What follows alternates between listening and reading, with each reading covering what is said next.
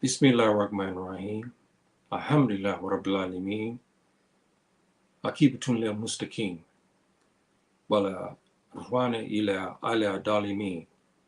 Muhammadun huwa Sayyidina Mekbubana. Inhu kana Sayyidin Mursaleen.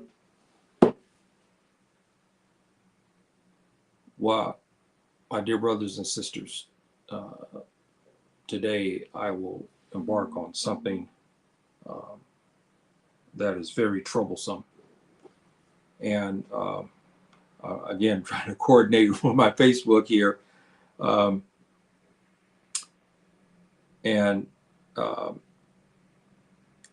What is so puzzling about this particular thing is,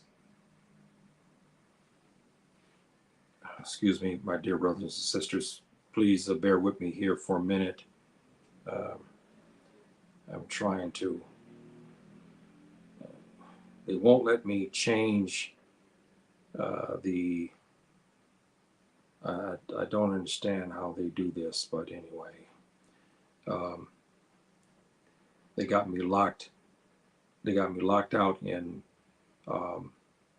Facebook. I don't understand how they do this. Okay. Yeah, my dear brothers and sisters.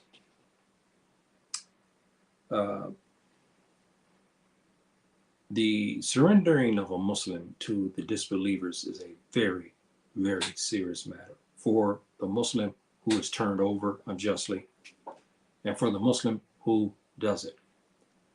I can spend a week on all the proof from many Sheikh Islams from modern day era today to the past, and all were adamant. And we have the proofs from the Quran and from the Sunnah. So there's no excuse for it.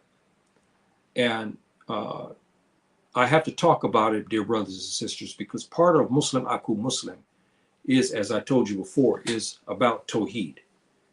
And when you and your brother are believing Muslims, you have the 6th article of faith behind you wholeheartedly. You are among who Subhanahu wa Ta'ala is called the Sajideen, those who make prostrations. Mukhlisin, those who are sincere. And a whole bunch of names that Subhanahu wa Ta'ala is given his ibadah, his baditi, his persons who worship him. When you go and you take your brother and you give him to the disbelievers, you have destroyed that bond. And I have to talk about it because it's happening a lot. You don't read a lot about it, but you have to dig and research, but it's there. Especially after 9/11, this was so prevalent, as you know. And you know the U.S. report about this issue: kidnapping, rendition, casting people into the ocean, black sites where they were tortured, Guantanamo Bay. I mean, we can go on and on. The killing of a prominent American scholar who went wayward, and yet he was killed. His son, also, who was 16 at that time, at a party, was also killed through a drone.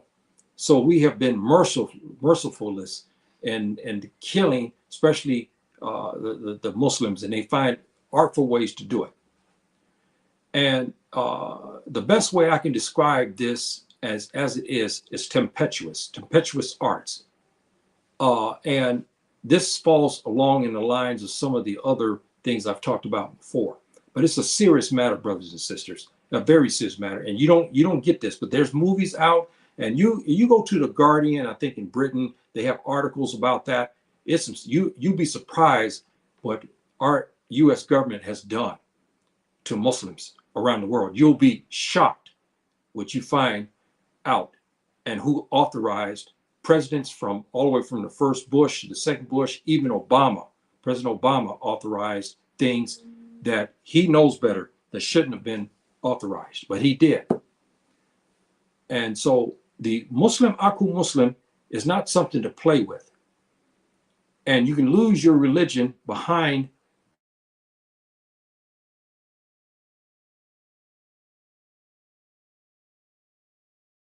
Oh, excuse me, my brothers and sisters. I don't know what happened here. I had something to, you know how the net is, something to stop me. Okay, I'm back on. Boy, that is very interesting. So anyway, we are embarked on trying to discuss this, and I'll give you the proofs about it. And I want you to understand, because you should be well-rounded in your education. And so let me give you my felicitations. Assalamu alaikum rahmatullahi wabarakatuh. Lil ikwani ikhwati fi din wa salamu ala mani taba huda. Lil ikwani ikhwati fi Africa, Europa, Asia, America, Caribbean, wa kulli makan. Halim wa salim bikum. Okay, my brothers and sisters, we'll start.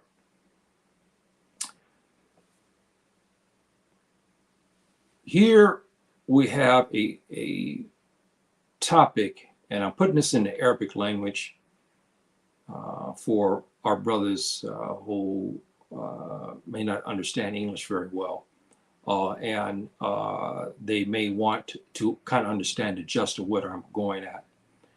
And here, as تسليم الظالم مسلم مسلما للكفار to الكفار.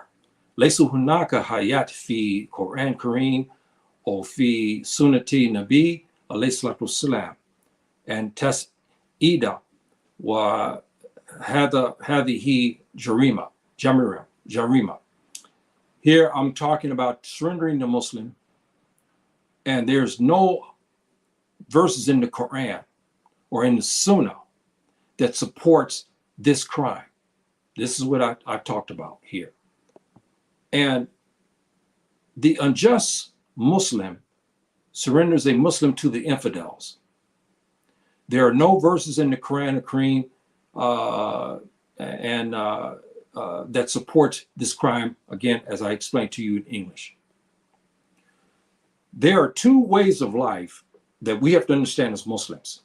And you have to always keep this in mind, because when you take the Shahadatain, it's over for that other part of the world. It's over. It's over. And there's a distinction, a major distinction, as you have learned over the years, between you and the others. There are just two distinct ways of life that differ greatly from each other. The way of disbelief versus the way of belief in the oneness of Subhanahu wa Ta'ala. This belief in the oneness has plagued mankind. We can go back to even Egypt. And you see they have periods of time where Tawheed has been in play, and how they had forces around it, and even foreigners come in to try to take them out because of it. So we've been fighting this concept for thousands upon thousands, 2,000, 2,500, 3,000 years. They've been fighting against this. And Subhanahu wa Ta'ala talks about this issue. And these forces have managed to corrupt many of the religions that we understand today, like Hinduism, Sikhism, Judaism, Christianity. All have been compromised. Subhanahu wa Ta'ala said he would not allow the disbelievers to overtake his religion and change it, even though we have people in power who tried to change it. We have others who try to do other things to it, but we still have it intact. They try to disrupt and try to discredit the Quran, Kareem. They even burned the Quran. Yet, but we have I don't know how many people who are hafiz in the Quran who can memorize. So even if you got every ruler in the world turned around and went rogue and start to go to every person who has a Quran to burn it, we still have Muslims who can recite it. That's the difference between us and the others. They don't have this type of thing. We have those who have memorized the Quran, so we can recreate this book until again they come back to burn it. We still have others learning. This is a big difference between us and them. This is why the Muslim, Aku Muslim, is so prevalent among us. And this brotherhood is strong bond, even stronger than that of the family. Because you can see why we say this, because in the family, when you or me or whomever, Muhammad or Zainab or Amina, we come to Islam, the family goes away from you just like the parting of the Red Sea. Not all, but we have a great majority of Muslims who come to tears. I see on YouTube when they came to Islam and how they were now cast aside, even by moms and pops. This is why the Muslim, Aku Muslim brotherhood is stronger than that of the bloodline, because we've seen that. Where family said they love you, but yet when they hear you take the Shahadatain and become a Muslim, they go away from you. This pits the unjust Muslim ruler, the non-Muslim ruler, and the unjust Muslim against Allah and His Nabi. Brothers and sisters, when you embark on it into a gray area that you know is wrong, and you go in, and then you go past the gray area and now go into the area of the left, which Subhanahu wa Ta'ala calls tyrant ila shimal, the meaning going towards the fire, and you do something like this, where you get your brother and you turn him in. Now, let me preface something about this. Those who live in the United States and in the Western world, you have a unique and severe problem in this regard, because you do live among the kuffar, and you have to do things, and you're pitted against yourself and against other Muslims. I give you an example of this. You know, in your neighborhood there, where you at the ATL, you know that there's a lot of Muslim criminals, they're gangsters. They came into Islam from the jails, okay? But then when they came out, Islam was not a way of life with them yet. They profess Islam, but they actually still live the gangster life. Here you come along, you're walking, and your wife sends you to the store to get some milk and maybe some cookies and some goodies for the kids and everything. You guys gonna go, you rented some movies, so you're gonna go to Kmart, say, and then you're gonna go get the goodies and stuff like that for the family. All of a sudden you walk up and you see a burglary in progress, and you know these brothers are Muslims. Now the camera catches you outside there. So the brothers rob and maybe shoot somebody inside Kmart. They run out. You go home. Days later, you get visited by the police, and police ask you a question about the issue, and you say you don't know nothing when they have evidence that you were there. They call that accessory after the fact. And you get charged with that, even though you did not shoot or even rob these people. This is the type of stuff that happens in the West because you live around the kuffar. Now you have no other choice, because you'll lose your family. You have no choice because you live among the kuffar. And now you have to go turn in these Muslim criminals. And you know the ruling says that when there's a dispute between the laws of the disbelievers and the laws of the Muslims, the Sharia Allah Ta'ala, the Sharia of a Nabi, alayhi salatu salam, you are to leave that and to go into the Muslim lands where you don't have to make such decisions or have things happen to you like this. Because if you in a Muslim state and Muslim criminals have robbed a small, we call Susi stores, because the Amazigh, the Sus, they have a lot of these stores. They got 1,000 things in them. You'd be surprised how they can cramp up many things inside these stores. And they're very valuable here in Morocco. And you know people have robbed them. You have no qualms of getting these Muslim criminals, as the Prophet told you to do. You report them to the police. But you got a special problem in the United States. This is what we're talking about in this regard. You have a special problem, and even in Europe. What do? You go to jail and suffer 20, 30, 40 years because you don't turn in these Muslims, and you lose your family, and you know how it is in the United States. Nobody cares about anybody. Once you go down, you lose your house. You probably lose your family as well. And now you destroyed your family, and so forth and so on. I don't want to make decisions like that. That's why I don't want to live around the kuffar. I've had my time with them 50 years. And I don't want to live around and be around their unjust laws anymore. When the Muslim develops his faith, he begins to far remove himself from the antithesis of the aforementioned. You notice, brothers and sisters, when you become Muslim, you begin to go away. You start seeing things that you didn't see before, and then you begin to go away from it. And this is what beguiles the rogue disbeliever. He can't stand that, especially when he knows that you, Muhammad, used to go frequent the peep shows. He knows you, Ahmed, who used to go to the strip bars, and they knew you were Muslim because they watch you. They see you do this. I mean, before you Muslim. Suddenly you become Muslim. They see, instead of you going to the strip joints, you're now going to the masjid. They don't like that. And do everything in their power to get you back into disbelief.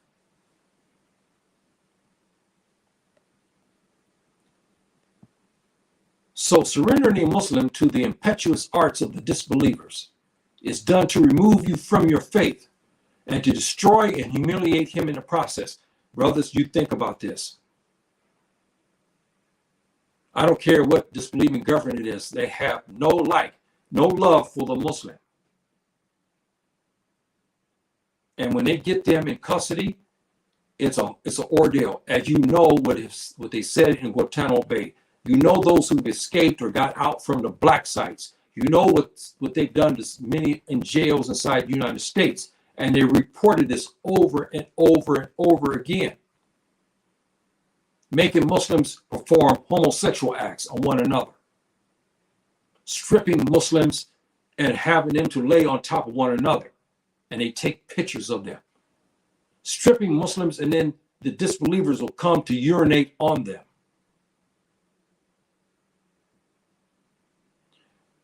Female Muslimas or Muslimas are jailed in lieu of their husbands, because since they can't get their husbands, they go get the Muslimah who has nothing to do with why they want their husband, and they put her in jail. As one famous case, and they sent in a lesbian to go after her. This is what we call tempestuous arts of the disbelievers. And we have to be very, very careful when we live among them. And that we do not do anything to aid these tempestuous arts of the disbelievers. And we do nothing to aid them to remove the Islam from you, me, or any other Muslim. And that we keep in our heart and in our actions, Muslim, aku Muslim. That we don't surrender him to his enemy. You heard what the Prophet ﷺ said.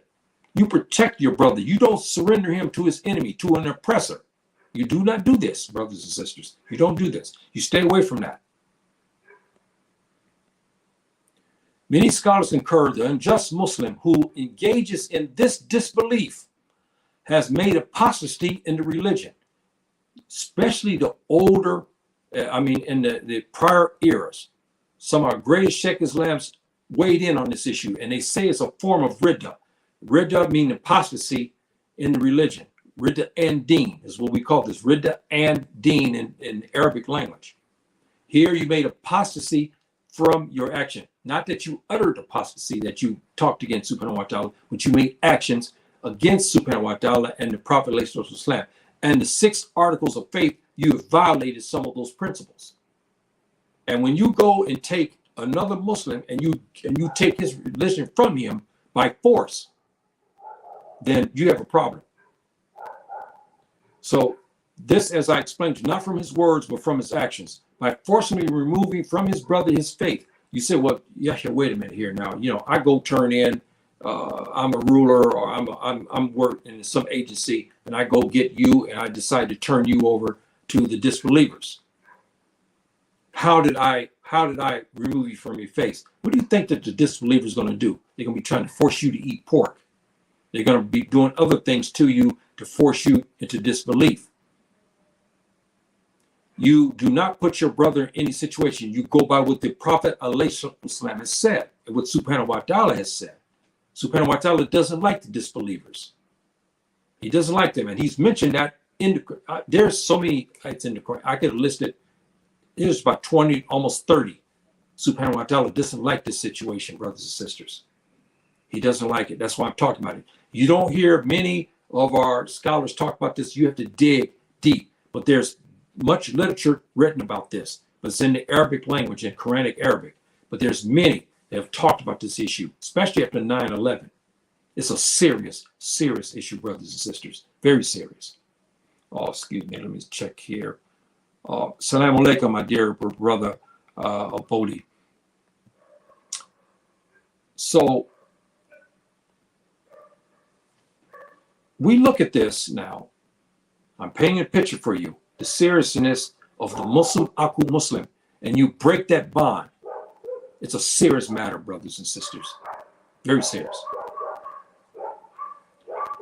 You kill him in the process. The surrendering the Muslim to the tempestuous arts of the disbelievers is a slow, painful death, a torturous ordeal not sanctioned by Subhanahu wa Ta'ala. It is not.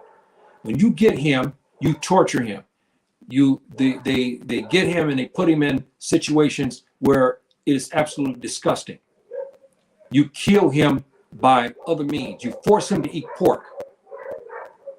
So there's things that you have to understand that you must be mindful of and be careful of, and not to put your brother in a situation like this. So this action is not sanctioned or championed by Subhanahu wa Ta'ala. It destroys the Islamic brotherhood. A Muslim is a brother to another Muslim. You have to keep that in mind. The best of all, the strongest of all verses, basically, the way I see it, is this verse here, 141 is Surah Nisa, which is Surah 4, where Subhanahu wa Ta'ala tells you here, he is not going to allow the disbelievers to put on the believers their way. Tempestuous arts is their way. The Sharia Allah Ta'ala and the Sharia of Nabi alayhi salatu wasalam, under the Muslim state, even the non-Muslim, this I'm going to show you how beautiful our religion is. I give you every week some aspect of it that's very shows you the justice behind it. Under the Muslim state, even the non-Muslim living under his protection cannot be surrendered to his enemies. That's right, brothers and sisters. We call them dhimmi. They cannot be surrendered. You see what I mean? Because it's a serious matter, brothers and sisters. And I'm getting more into it because we know any brother, any brown-faced, black-faced man, any Afro-Arab, any black African or Asian man, or the Hispanics, anybody that come to say that the U.S. government and the other Western governments are just in the way it deals with the black and brown faces, brother, there's something wrong with you. You should know better than that. The bloody history and what they're still doing today is not right.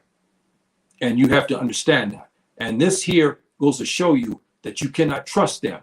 When you have a dhimmi, he's a Jew, he's a Christian, he's living under the protection of the Muslim state. And all of a sudden they make a sum say, look, you know what? There's a guy by the name of Michael. I know he's living under you. I want him because we were told that he robbed 5 or 6 7-Elevens in Mississippi.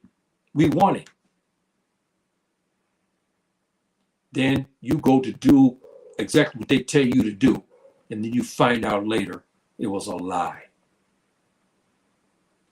Now you have to live with that big mistake. It's a form of ridda, brothers and sisters. How many have had this happen and they talked about it because they're out of power now?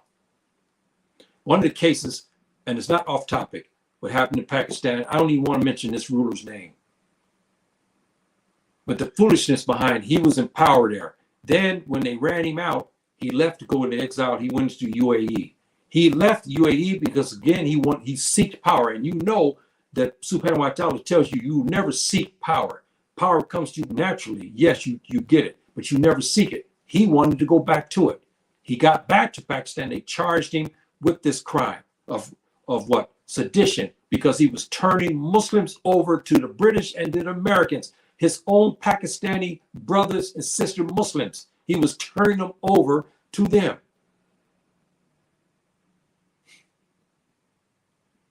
It's a very serious matter. Very serious, brothers. Very serious.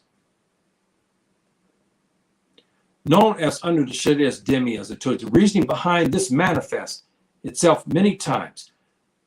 the often lies and treachery used by the El Harbi states. Now, I'm using this word again, El Harbi. If you looked at prior class when I talked about the 4 levels of disbelievers, the 4th level is this El Harbi, is the crusader, the one who fights against the Muslims.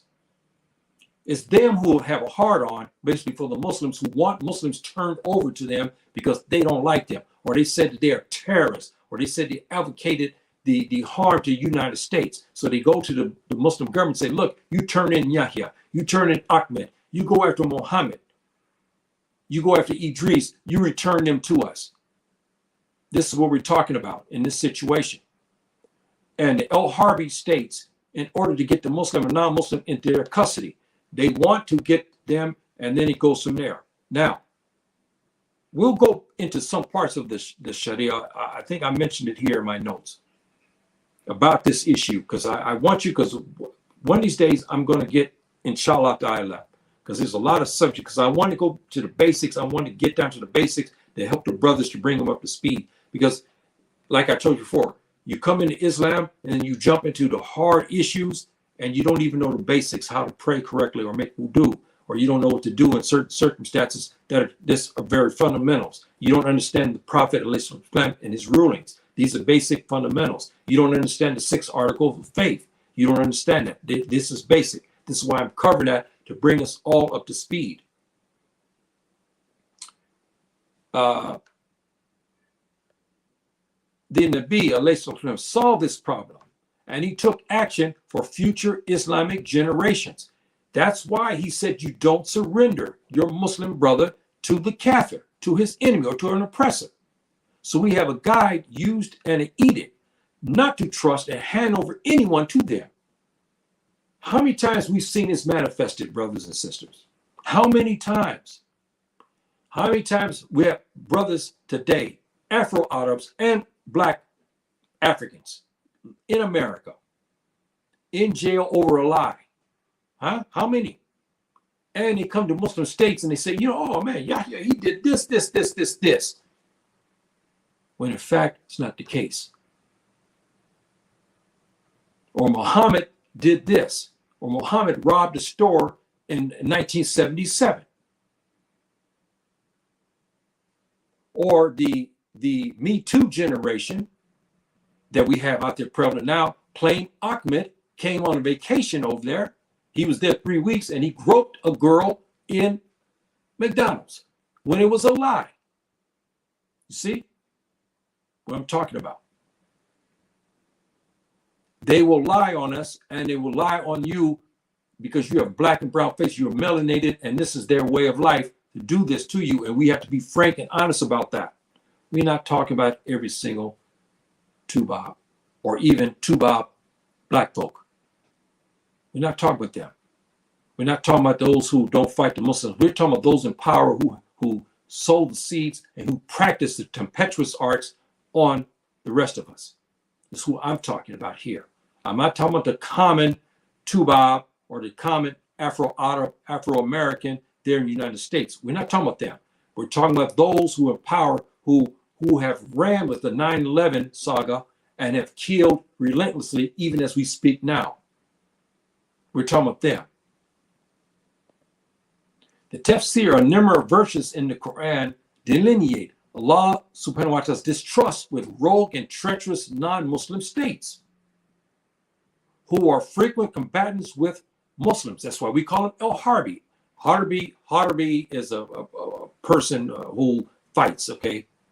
But we, in this instance, we talking with those states who we know we are, who do this, okay? Who are constantly at war, unjustly with Muslims, like the United States is today.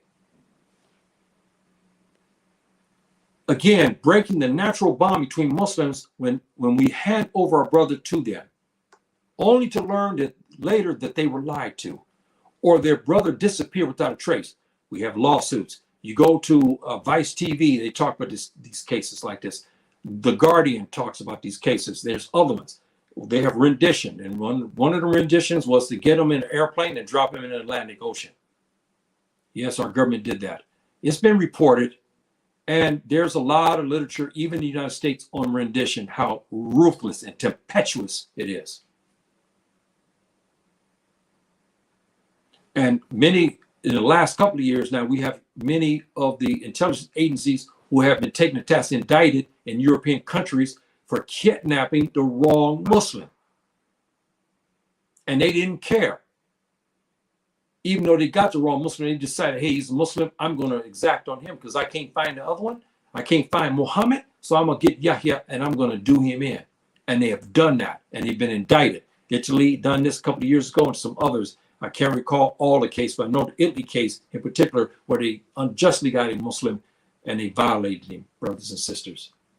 They violated this guy, and they found out they had the wrong Muslim, and the Italian government stepped up and indicted the bastards for it. Even though the United States government protected them and wouldn't let them be turned over, but the Italian government still got a ruling against them, and they were convicted in absentia. And one of these agents, I think years later, was caught in Panama or something. I can't recall now what happened.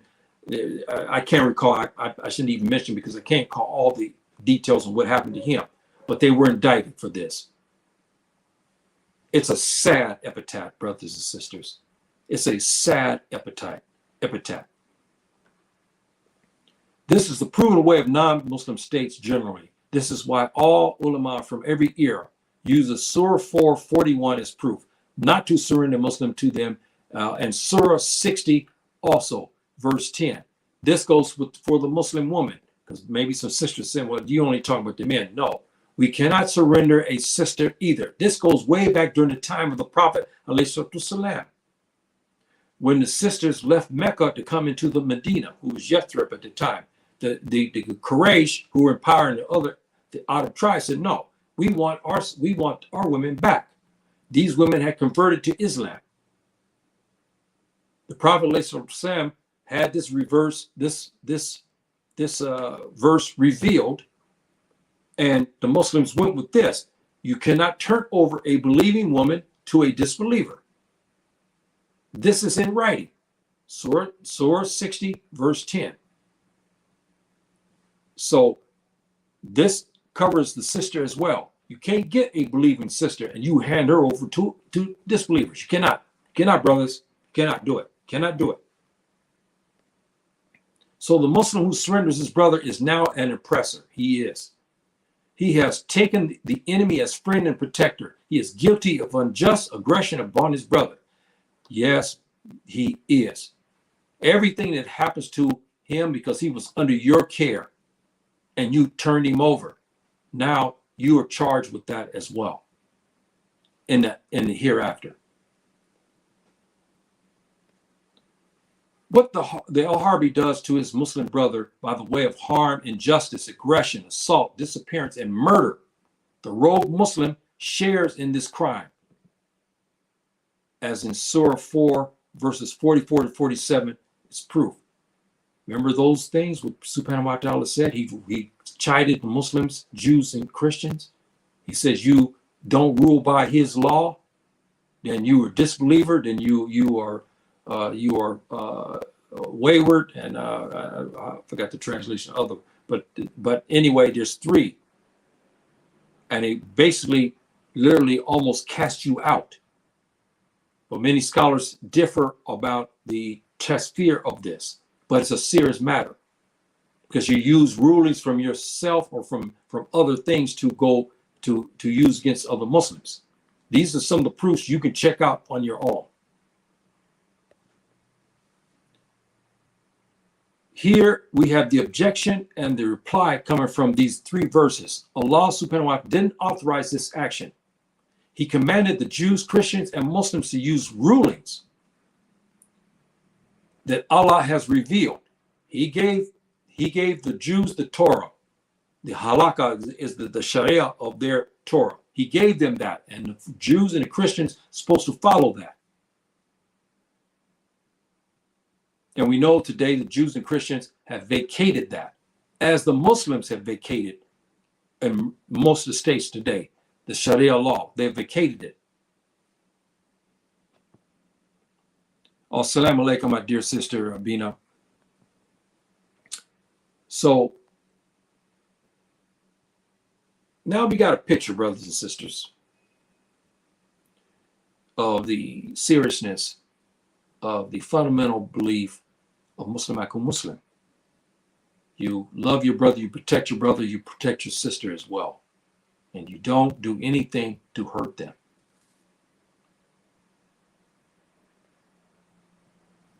Under the Sharia Allah Ta'ala, the indices of it needs to have clear proof of the crime. This is the difference between us and them. Let me give you an example of what I'm talking about. We have the Qadi. The Qadi is the Muslim judge in Arabic. We have a case here where we're in a Muslim state, for example. We're in a Muslim state. And say we have a crime that's committed. And we have me and maybe Saeed and a couple of brothers say we witnessed something. But we don't have all the evidence to something. But anyway, we reported it and we go, and now it's gone before the Qadi. The man accused is asked, did he do this? Did he actually steal the Coca-Cola from the store? Because we saw him coming out. Us 4 Muslims, we saw him, 5 or 6 of us saw him coming out, running out of the store with something in his hand. But we don't know exactly what it was. But we assumed it was a Coca-Cola. The judge looked at this. He says, because the Sharia is different than the United States' Sharia. You have to have overwhelming proof because the innocence is predominant over the other aspects. The United States is the exact opposite. So you have to have the proof. You have to have guaranteed proof. Again, we go back to the Sharia. Me, 5 other guys said we saw Ahmed with Yahya's wife inside his house.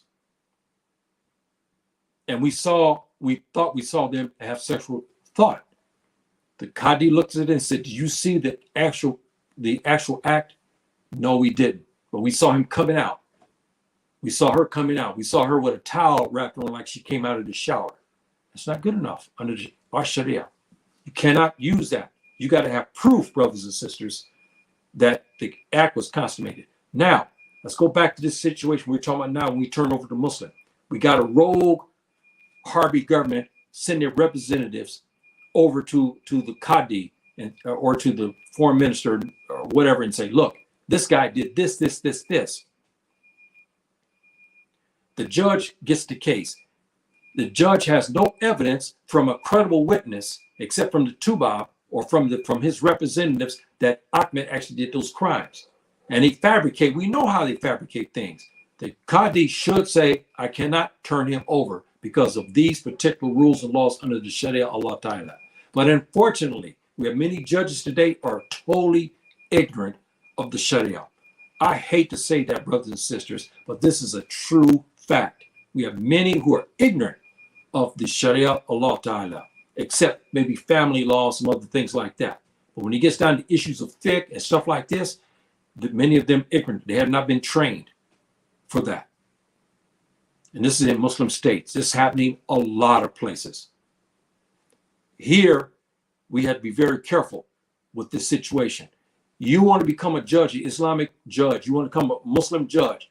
You learn the Sharia first before you venture into the other laws. You learn the Sharia first because you're going to be brought before you, and you have to understand these things. When the Harbi comes over to you and tells you that Ahmed committed robbery there in Britain, and you don't have no evidence to support that. You said, do you have any credible witnesses? They have none. And they may even bring a tape, and even we know the tapes can be fabricated. You say no to it because there's not enough evidence. The judge ascertains from the accused Muslim. Now here we're sitting in court. We have the Harbi standing here saying we want him turned over. He ascertains from the accused Muslim who denies the charge. Surrender of the Muslim is not done. However, now here's the catch to this, brothers and sisters.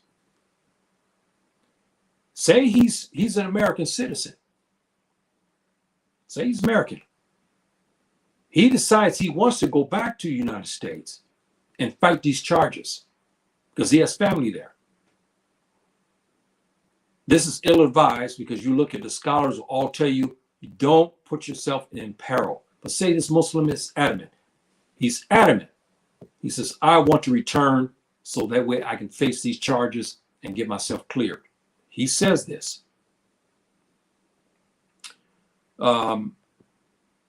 The onus is lifted now from the Islamic State. They're innocent. They're innocent. The Islamic State and the Sharia is innocent of any wrongdoings that may happen to this brother who decides to go back to the United States. That may occur to this Muslim who elects to return to the Harbi.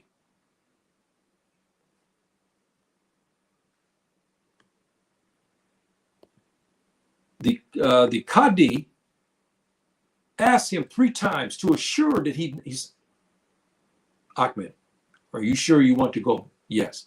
Ahmed, are you sure? Do you understand what the ramifications if you leave here and you go to the United States to fight these charges? Yes. Are you sure you want to return back? Yes. He's asked it 3 times. Now he's on his way. And he has to make sure that the Muslim is not under duress in the camp. This is our Sharia, brothers and sisters, how just it is. And the judge will ask him, are you under duress? Or you have people, maybe is there El Harbi standing in your house, or maybe some of their miscreants standing in the house with a gun at your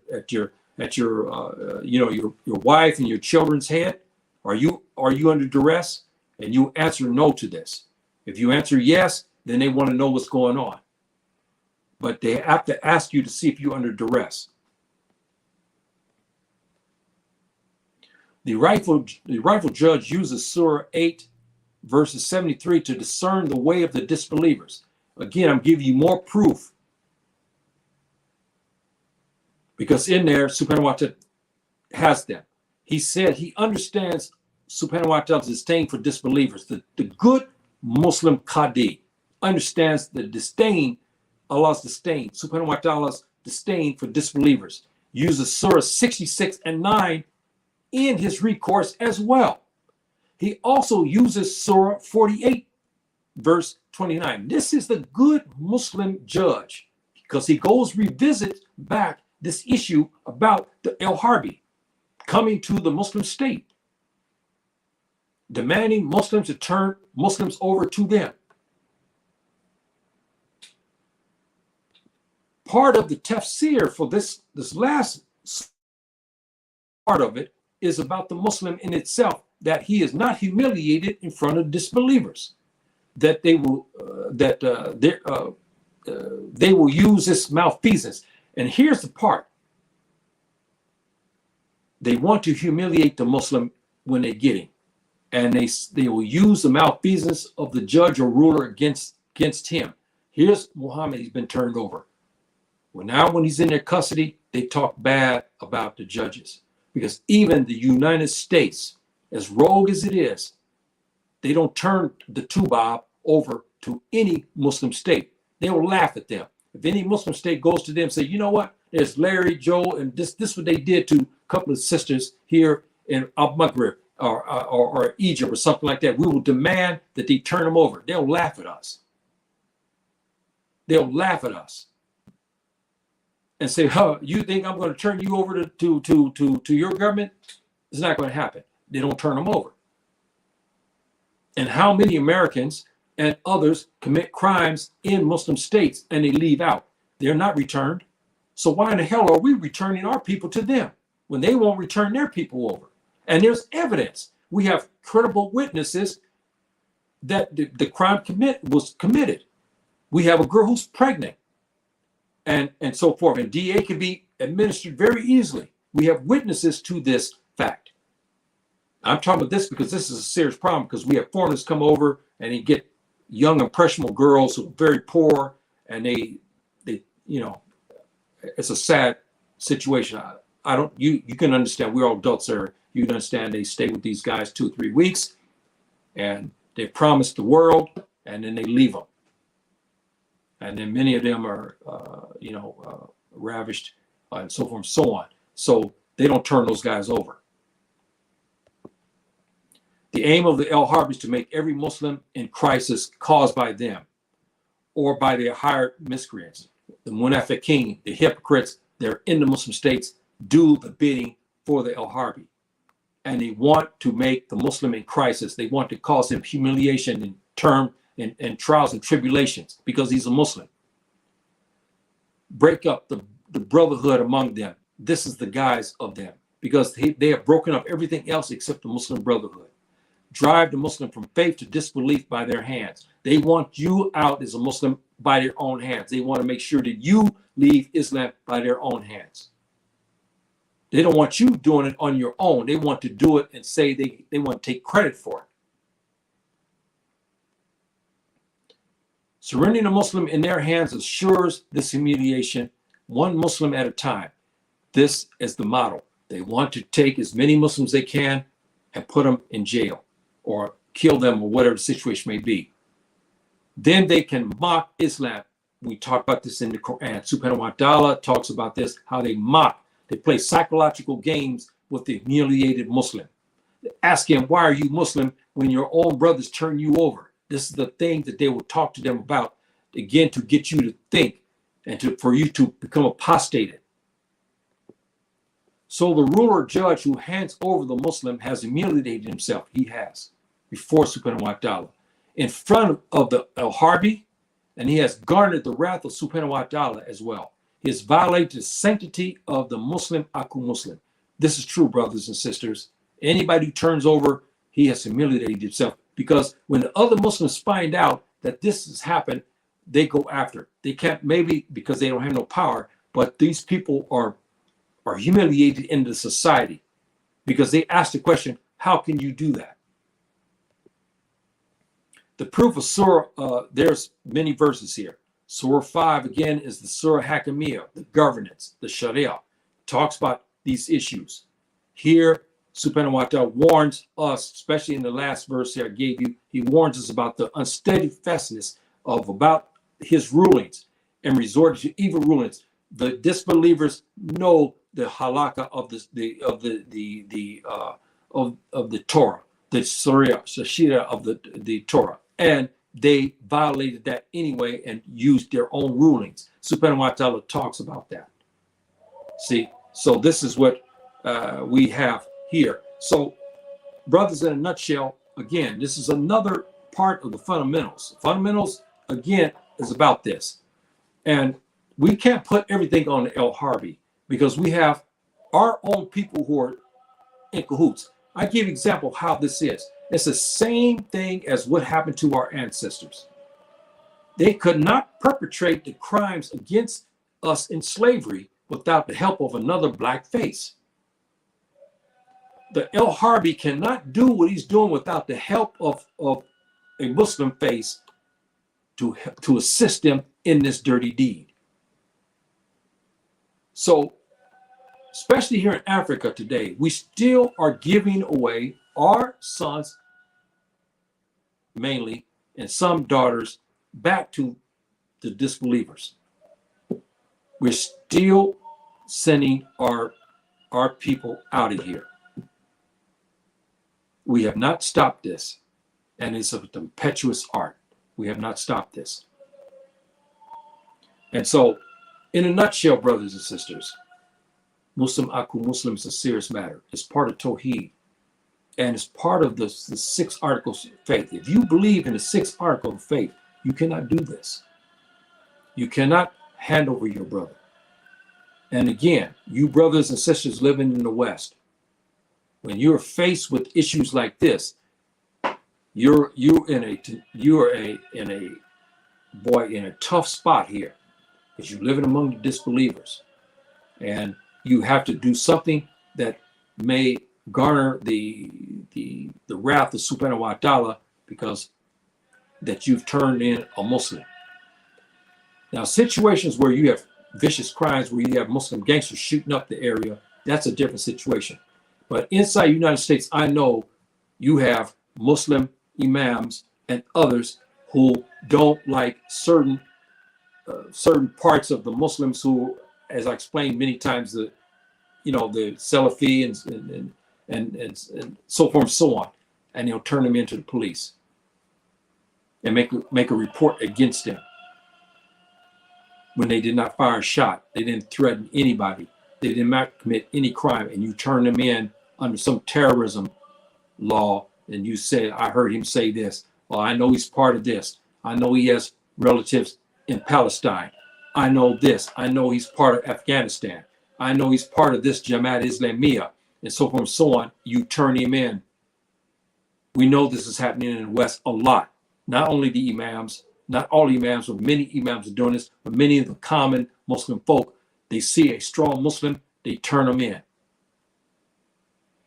This is why it's so deadly to live in the Muslim state today. It's deadly. And you're forced to have to turn over Muslims.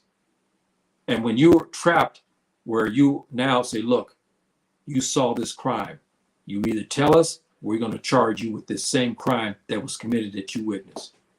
That is a hefty, hefty, hefty trial that you have to put up with, brothers and sisters. And I don't want to be put in a situation like that and to live among the disbelievers and be forced into this action. So, brothers and sisters, this is a fundamental class, and I wanted to get you to understand the many aspects of the Muslim Aku Muslim. And I will end this segment about the Muslim Aku Muslim. We talked about the surrendering of them to the Kufar. I gave you the proofs against it. And no disbeliever, I don't care how well educated he think he is in Islam, I just gave you the proofs here. He can't come to you if they see this and come and say, this guy, he's way out. You know, you have the proof. You pull out, and there's even more verses in the Quran. For brevity, gave you some. There's many. And I can give you the Sheikh Islams who talked about this. Some are 49 pages. Some are 120 some pages. Others are 200 on this issue alone, talking about this case, about Muslim turning over another Muslim. And they give you the proofs that you don't do it.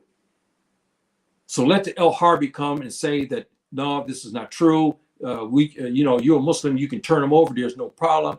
And so, no, brothers and sisters, I gave you the evidence. I just gave you some of the verses here. You cannot do it. You know what the Prophet ﷺ said. Don't turn your brother over to his oppressor, to his enemy. Don't do it, brothers and sisters. Please, don't engage in that. I don't care what your brother has said to you. I don't care if you have a tight group of brothers and sisters, and said one of them decided to go a little wayward and he joined some extreme Salaf group. This happens. We know this. And he began to dress funny, act funny. But he hasn't committed a crime. He didn't shoot anybody. And you go out of madness and you go and turn him into the police by claiming now he's part of some terror cell. We have this happen. And this is a serious matter, brothers and sisters. So please be careful and mindful of this and don't engage in such things. Take it from your brother. It's a hurtful situation. And we know that in the U.S. government, they have kidnapped, and I know this, and tried to kidnap. I'm a victim of this. They tried.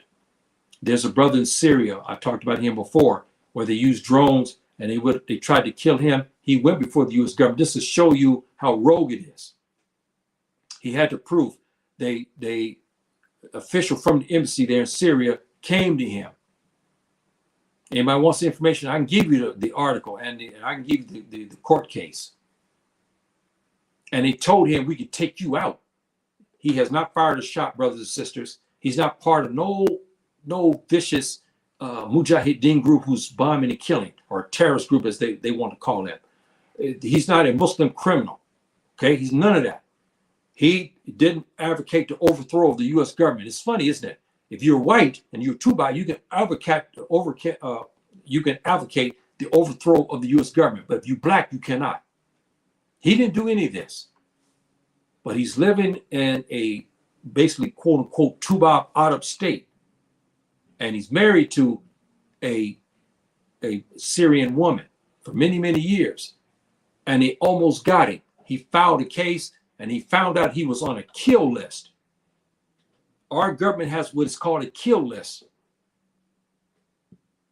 And they tried to kill the brother. And he filed in the court, and the judge threw it out, even though they had the proof against that. So, brothers and sisters, there's a lot more evidence I can give you, but that's for another time. But it's a sickening, beguiled case. And I don't like to talk a lot about it. I covered it because it's part of the fundamentals of Muslim Aku Muslim, that you don't surrender your brother over. And, but I have to talk about this because you should be educated. You should be educated to understand that it's happened to your brothers. That's overseas, especially. They do many wicked things. And you may not see some of this on TV, but the cases are there. There's a brother sitting in Yemen, still in jail now, where the U.S. Embassy lured him into the thing. He married a Yemeni woman, had 2 children. The first one he's registered his children there at the U.S. Embassy. His second one came, he was warned, don't go there. He was warned. Somebody came and told, because the Yemeni knew what they were planning on him. Don't go there. His wife begged and pleaded, we'll do another way. We can register our second child later, another time. Maybe we'll do something. He didn't want to do. He said, this is the U.S. government. They can't do this to me. He got in there. So they knew there was people watching. So they didn't kill him in there. They didn't kidnap him in there. So what they did, they let him walk out. The minute he walked out, they hired thugs and people, and they beat him. They hired policemen and whatnot. Now, ended with this part here out in this. He fought and he fought. You know how brothers can be. Brothers can fight. The brother kept fighting. He killed one of the Yemeni policemen who was hired by the U.S. government, by the embassy, to do this to him. He killed one of them in self-defense. He's sitting in jail. Our government has did nothing to help him. Our Muslim think tanks like CARE done nothing to help him. And he's sitting in the Yemeni jail. His wife, when she had to go back to the embassy, because now they were implicated, they wanted to show, she came in and she saw some of the Tuba that were involved, who were standing out there in cars. She saw them. And she said, these guys are the ones who's involved in the beating of my husband. Brothers and sisters, please be careful in your dealings when you go overseas with the U.S. government and its embassies. There's horror cases. There's one recently, an African-American wrote about something that happened again. This goes on and on and on. Muslim Aku Muslim brothers and sisters, please keep that in mind. Think about what your brother said today. I have gave you the evidence. I'm not talking hot steam here. You look at this. You look at the evidence. You pull up with the Sheikh Islams talked about this same issue, and you see that I'm right about this issue. Muslim Aku Muslim, you don't surrender your brother, okay? Don't surrender your brother. Don't hurt your brother like this. Don't turn over your sister to any disbeliever. Don't do this, okay? Be mindful of that. Okay, my brothers and sisters. I'm hoping that we got something out of this. Maybe too rich for others. They may not want to hear about this, but I have to cover it because this is our life. And let me give out some shout outs. How you doing, my dear brother? Assalamu alaikum, my dear brother, Jack. And being as always, my dear sister, thank you for showing up on Bodhi. Thank you for showing up as well. And so I'm gonna conclude with this. And brothers, please, sisters, please be careful, okay, in your dealings, and be mindful of this. And do your research, okay? This is your education. Do your research on Muslim Aku Muslim and surrendering a Muslim to the disbelievers. Do your research on it, okay? Please do your research on this, and if you find something that is maybe you differ on me, please get a hold of me, okay, and write me back, and we can discuss that. Okay, my brothers and sisters. Yes, knowledge. You're right, brothers. My dear sister, knowledge is power. You're right. It's very, very powerful.